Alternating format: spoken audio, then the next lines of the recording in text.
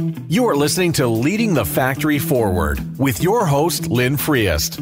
We share interviews with manufacturing experts and strategies for embracing the digital future, recruiting a new workforce, finding new business. Lynn is an advanced manufacturing strategist and leadership consultant who is on a mission to show manufacturing leaders how to improve their current operations while preparing for a digital future. And here's your host, Lynn Friest. Hello and welcome to this episode of Leading the Factory Forward. Today's episode number is 31, and we're on part 4 of our series, a review of 2019 podcasts and some ideas for 2020. So today, this is the 4th part of our series on preparing for a great start in 2020. In the first part of the series, we talked about starting your plan, deciding and defining your goals for a great start and a great impact in the next year. The next one, we talked about habits of mind and habits of action. So how do we make these goals and intentions really happen over time? Then in the third, we talked about, could you use a coach, a thinking partner? Again, leaders are often busy. Things are fast-paced. There's always challenges. So how do you actually keep things going? And today, we kind of do a wrap-up, a finish for this year, and I'm going to review some of the things we've covered in the podcast this year, again, just as a sort of a summary, and maybe give you some ideas of where you could refer back to and look at some other things going forward.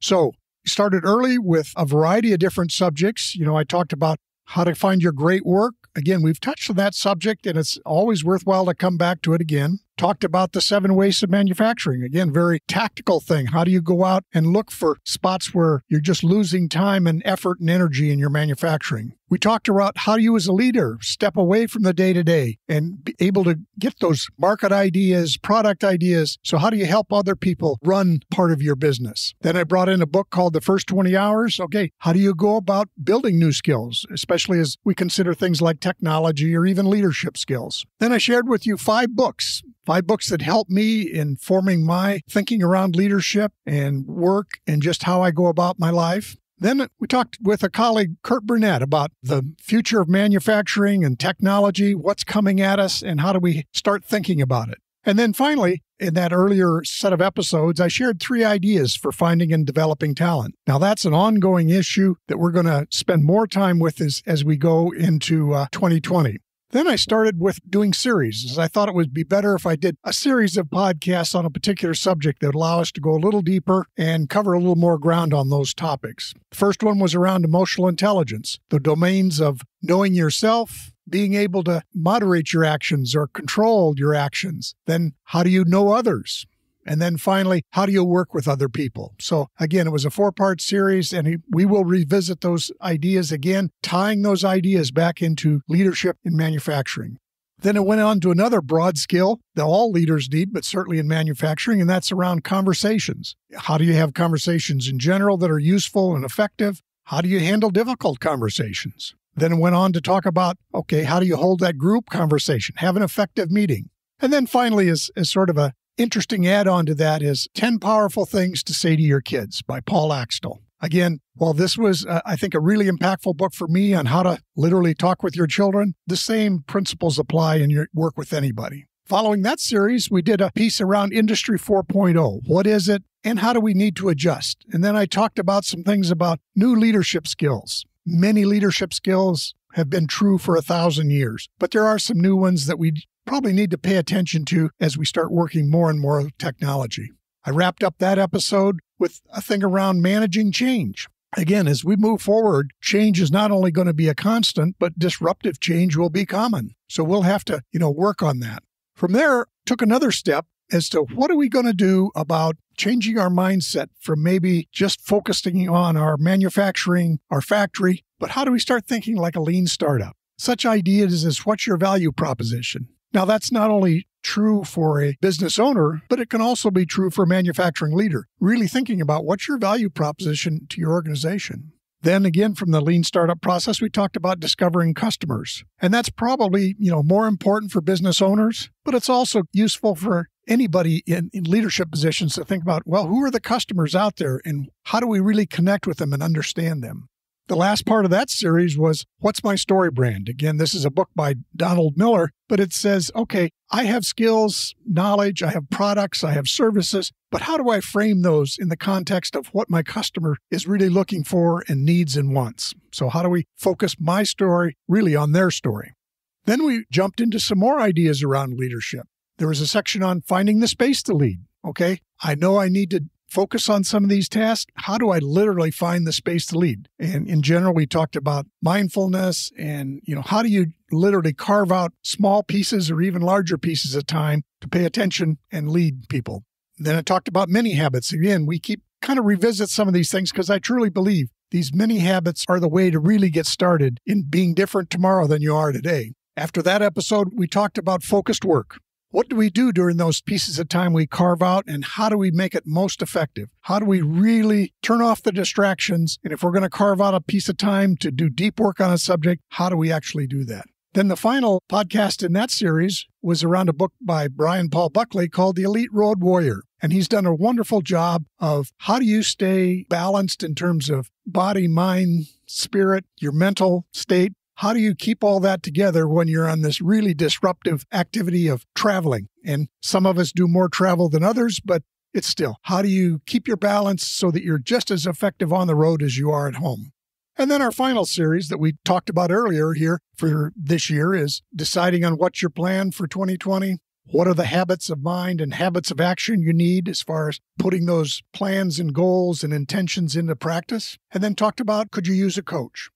So as I look back, I also reviewed what were the most popular podcasts that I did. Now, many of these were earlier podcasts, so simply because they've been around longer, more people may have listened to them. But some of them, we've talked about, and it makes sense. How to take massive action on your great work, something that's always important to leaders. The 7 types of manufacturing waste. Again, very a practical episode, but one that's key to leading a factory. How to step away from the day-to-day and focus on growing your business. Again, as manufacturing leaders, we can get so caught up in running the business, we don't have time to build the business. Then how to develop new skills to improve your business in 2019 and now in 2020. So there's the whole idea of we have to intentionally learn how to build skills. Then we talked about emotional intelligence. That was a popular one. Obviously, the skills for you as a person, to the teams you lead, to your customers, to your suppliers, your ability to interact with people is just as important as knowing the budgetary or the financial details of your business. And then finally, one of the popular ones was obviously the earlier book of 10 Powerful Things to Say to Your Kids. Again, as leaders, we can always relate to that. Often leaders say, I'd really wish I had a better relationship with my kids, and with spouses and stuff, everyone. How do you make that happen better? So now as I think of what could be possible topics for next year, many of them we've seen before, and we plan to, revisit them and expand on those, but workforce and talent, and that's probably where we'll start the new year out. Then I hope to start building in and weaving in interviews with subject matter experts. We mentioned it earlier, the Elite Road Warrior with Brian Paul Buckley. Try to do an interview with him to expand on his ideas. I have a friend that does how do you present yourself in public or even to your employees. And we'll talk about what are the key ideas you need to think about in presenting yourself. We can talk about podcasting. Again, obviously, I do podcasting. I have a person who works with me on that. But podcasting can be important for your business, too. So, again, it's an idea that you can get some starter points on how to get going in podcasting and why should you do it for your business. And then another one that comes up is virtual teams. Again, we'll be talking about talent and different things, but I'd like to talk about people who have actually built virtual teams and found them to be very useful. Another topic will obviously be emotional intelligence. I want to keep expanding on those things and helping leaders understand how to have more impact because they've developed those skills. Industry 4.0, both the technology, what are the technologies, how do we think about them, how do we approach them, and how do we build the new leadership skills that are needed with this new technology. And then managing change. Again, as I mentioned earlier, change seems to be a constant and disruptive change seems to be even more happening. How do we really build our skills at managing change, not just for ourselves, but also for our teams and the people we live and work with?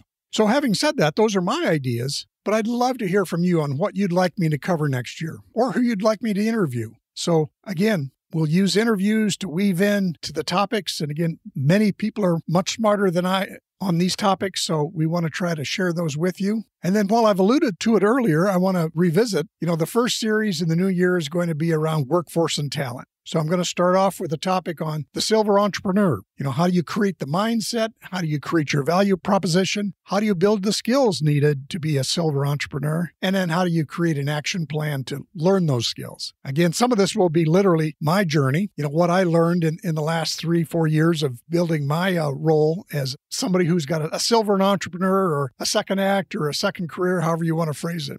Then in the next episode, I'm going to share a book by a game of Mark Perna, and it's about understanding and speaking with millennials. Again, I think he has some interesting insights for all of us about what will now become the biggest part of the working population. How do we work with them? Then I'm going to share some interesting stuff around apprenticeships that I've been involved with, and how do you build those? And then, as I mentioned earlier, we'll be talking about virtual talent. I'll have a little bit of a lead in, and hopefully we'll get an interview with someone who has more experience and expertise in that. And then the final, it'll actually be a 5-step series next time, will be around a book called Toyota Talent. Again, these are ideas of how do you develop the talent that's already within your workforce. For me, I think that's going to be a vital tool for people moving forward. So what's to be done next? Again, we've given you the tools. Is there anything else that could help you get off to a great start in 2020? I would simply say, in reference, look at the podcast section on my website for more info. You can kind of scan through these titles, and I did a little bit of a verbal review of them today. But again, think about things, maybe you can jump. Again, most of the episodes are 12 to 15 minutes or so. These are the kinds of things that could probably help you, and they're always there available for the moment of need that you have. Again, I'd also encourage you to download the notes for this session. There's always a PDF attached to the podcast on the website, and that's true of really almost all the podcasts. So this is a wrap-up for this year. I wish you the best in the new year and look forward to speaking with you again. And thank you for listening.